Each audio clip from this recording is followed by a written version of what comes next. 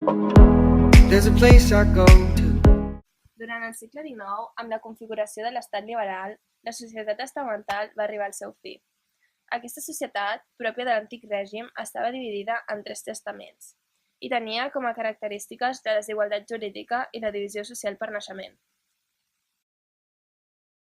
Tothom va passar a formar part d'una mateixa categoria jurídica. Tots eren ciutadans.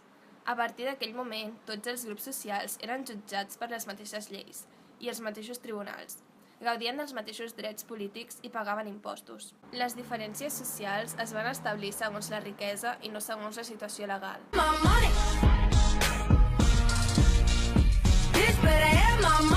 A partir d'aleshores, va néixer una societat capitalista dividida en 3 classes socials. Les classes dirigents estaven formades per l'antiga aristocràcia, els alts càrrecs eclesiàstics i militars, i per l'alta burgesia.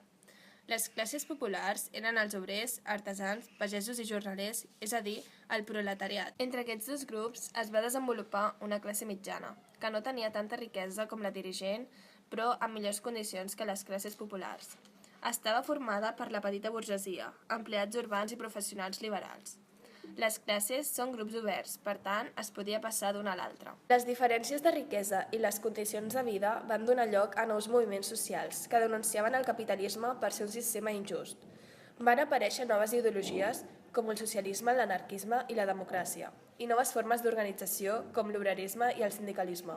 La petita noblesa va patir un procés de deteriorament econòmic i social. Com a conseqüència, es van posicionar a favor del carlisme. L'alta i mitjana noblesa van perdre una gran part dels seus privilegis. Van començar a pagar impostos, però com que eren terratinents i Espanya seguia sent majoritàriament agrària, la riquesa nacional acabava en mans d'aquesta noblesa, que va començar a formar part de la nova burgesia. Van constituir el grup més influent de la cort, finalment acceptant el liberalisme. Les lleis desamortitzadores, la supressió dels convents, l'eliminació del delme, etc., van reduir el poder econòmic de l'Església i van empobrir una part del baix clero. Tot i així, el pes de l'Església a la cort va ser notable i els seus representants formaven part del Senat. Això va permetre que l'Església recuperés la seva influència social i que dominés l'ensenyament. Per tant, tot i haver-hi l'estat liberal, l'Església i la noblesa seguien tenint poder sobre la classe popular.